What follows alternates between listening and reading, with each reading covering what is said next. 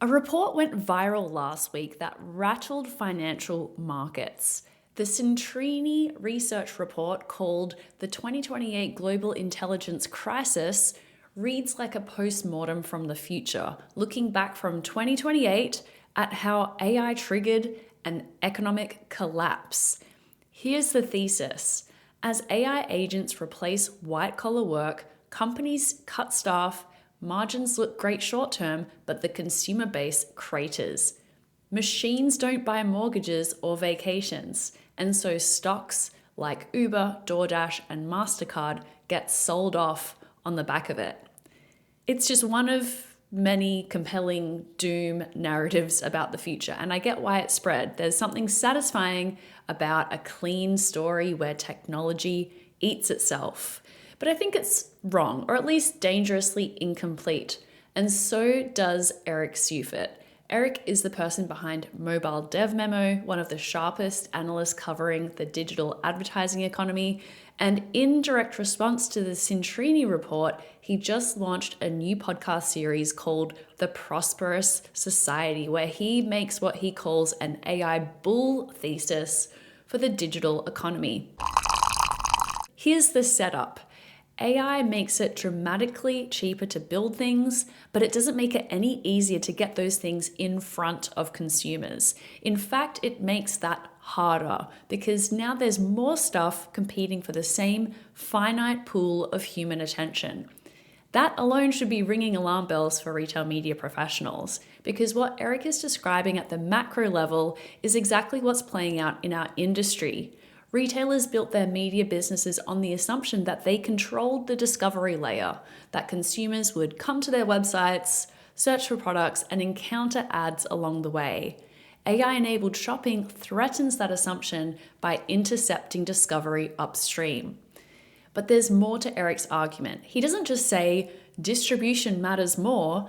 He reframes what advertising actually does in a digital economy. And this part, I think, is genuinely important for how we think about retail media's value proposition. They can only be profitably exposed to consumers for whom they are specifically relevant. And this distinction matters. In a digital ecosystem characterized by extreme product heterogeneity and extreme audience heterogeneity, the economic viability of a product often depends on its ability to be matched with precisely the right subset of users through advertising. The salient question is not whether advertising can create demand for an arbitrary product. It is whether advertising can efficiently route existing demand to the product variant most capable of satisfying it. The core claim there is that advertising in the digital context does not function as a demand factory. It functions as a demand routing mechanism. Personalized digital advertising matches users with products on the basis of observable signals, historical behavior, contextual clues, demographic features, inferred intent, and increasingly, probabilistic estimates of discretionary spending capacity. These systems operate through auctions in which advertisers bid against one another for access to users predicted to generate profitable outcomes.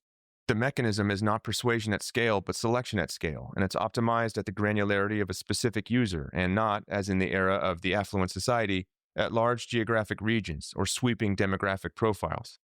Digital advertising operates in a similar environment. The vast majority of ad impressions do not result in conversion. Even fewer result in high-value conversion. The economic viability of a campaign can depend on a small subset of users who generate disproportionate revenue. In the piece, I described it this way, quote, "What's more important in digital advertising is attenuating the skew of the value distribution just enough through targeting to attain profitable user economics on an entire cohort. The millionaire's mall only requires the presence of one billionaire." End quote. Targeting does not need to produce a uniform uplift across all users. It needs to shift the distribution enough that the tail contains sufficient value to justify the spend. Digital advertising is not broadly an exercise in persuasion. Digital ads don't attempt to convince the median consumer to purchase something they never previously considered buying. It is about identifying the rare consumer whose latent willingness to spend makes the exposure economically rational. The challenge comes in identifying useful relationships and representations from that latent space. The most sophisticated advertising platforms are spending vast sums of money on doing just that. When conversion optimization is layered on top of targeting, the platform effectively tells the advertiser, specify your objective and your value per objective, and we will attempt to deliver those outcomes at or below your bid price. The advertiser bids based on expected lifetime value, and the platform assumes the risk of wasted impressions and seeks to minimize it through better prediction. As I wrote in that piece, quote, an advertiser can ensure that their margin targets are satisfied with conversion optimization by submitting bids against conversion objectives that are discounted against their actual economic value. If an advertiser pays $1 for a conversion, such as a purchase, that it expects to be worth $2, the difference in those values accrues to the advertiser as profit, end quote. The platform's incentive is to refine its predictions continuously. The more accurately it can identify high-value users, the more budget it can capture. Budget flows towards absolute performance based on the advertiser's ROAS requirements. This feedback loop is economically expansionary. Better targeting leads to more conversions. More conversions produce more revenue. More revenue supports greater reinvestment into advertising. Greater reinvestment produces more data. More data improves targeting. This is not a machine for manufacturing arbitrary wants. It is a machine for compressing the search cost associated with matching a user to the product most capable of satisfying their existing preferences. Galbraith's dependence effect presumes that advertising manufactures demand in order to absorb output. This has consequences for the consumer experience.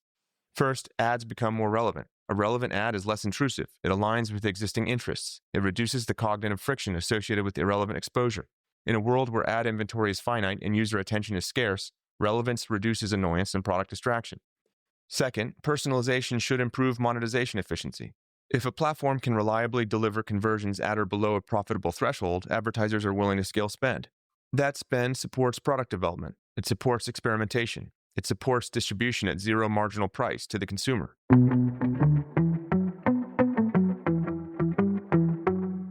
Retailers know that a marketplace model can dramatically boost product assortment, shopper engagement, and total revenue. But to get the most out of your marketplace, you need an ad tech solution that can really engage sellers. Miracle Ads is powering the future of retail media for leading retailers to activate both 3P sellers and 1P brands. Learn more at miracle.com. That's MIRAKL.com. So demand routing, not demand creation, and that distinction matters for retail media.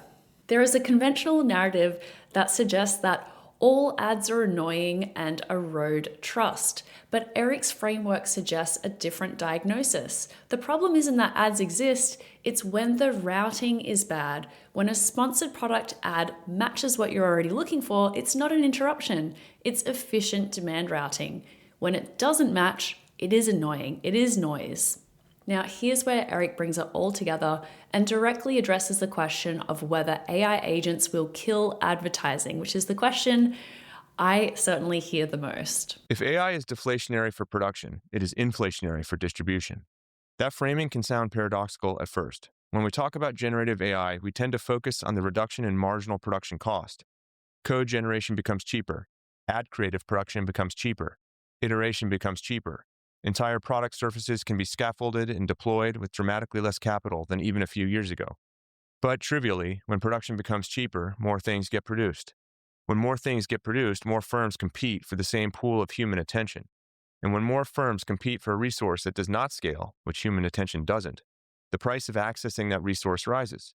In The Inflationary Impact of AI-Generated Ad Creative, I try to express this in straightforward economic terms. Quoting from that piece, quote, generative AI is deflationary for content production, but is inflationary for distribution. Generative AI will see the production costs of increasingly complex forms of content, like video, approach zero. These tools will instigate an immense expansion in the volume of each content format that they perfect. The first photograph to feature a human being was taken by Louis Daguerre, inventor of the daguerreotype process, in Paris in 1838. According to The Guardian, as a result of widespread smartphone ownership, 1 trillion photographs were taken in 2014, representing more than a quarter of all existing photographs taken up until that point. Statistics like this will echo across text, animated and photorealistic video production, audio, etc., in synthetic form as a result of generative AI. And as content proliferates through generative AI tools, the challenge of capturing potential customer attention becomes more acute, necessitating an increased reliance on advertising. This is inflationary. The corpus of content will grow at a much more rapid pace than the human birth rate. Organic discovery becomes ineffective as content mushrooms. This dynamic gave birth to the search ads mechanism in the first place. Generative AI will similarly create competitive friction for the discovery of all forms of content. In saturated markets, allocation systems matter more than production systems, which leads to the next installment in this series, which relates to the narrative that AI will eliminate the need for advertising altogether. The idea is that instead of browsing, consumers will delegate purchasing decisions to agents. Those agents will query APIs to discover new products and decision product adoption based on price, with product discovery becoming programmatic, automated, and abstracted from the consumer's cognizance. But even in a world of total agentic autonomy, discovery requires a catalog. The catalog is the central data structure in OpenAI's agentic commerce protocol, for instance. It sources the options that can be exposed in the instant checkout viewport. But whether a product catalog takes the form of a traditional digital storefront, an API endpoint, or a machine-readable commerce protocol like MCP, ACP, or Google's recently announced UCP, the economic function remains the same. Someone intermediates discovery, and when someone intermediates discovery, they control allocation. They decide what is included in the catalog, and that control is economically meaningful. Even if discovery becomes invisible to the human eye, even if it is entirely abstracted away from consumers, and I don't think it will be, the scarcity problem does not disappear. There will still be more products than any system can prioritize equally. There will still be competition for inclusion, ranking, and prominence. There will still be mechanisms that determine which products are routed to which users. That's an allocation problem that naturally leads to advertising. That last section is what we need to sit with. Even in a fully agentic commerce world where AI agents are doing the shopping, someone still controls the catalog. Someone still decides which product surfaces. And that allocation function is, by another name, advertising. The Cintrini Doom thesis imagines AI eating the economy from the inside out. Eric's counter-thesis is that AI reorganizes the economy around a new bottleneck: attention and distribution. For retail media, the implication is twofold. First, advertising isn't going away. The form factor changes, the interfaces change, but the economic function of paying for distribution persists. But the second is the question: who controls the distribution layer? Today, retailers control it on their own properties. But as AI platforms increasingly intermediate discovery before consumers ever reach a retailer's website, that control is up for grabs. The retailers who recognize that their value lies in demand routing will be able to maintain their position. I highly recommend listening to the full episode of Eric Seufert's Prosperous Society series on the Mobile Dev Memo podcast. We'll link to it in the show notes. Thanks for tuning in, and I'll catch you tomorrow.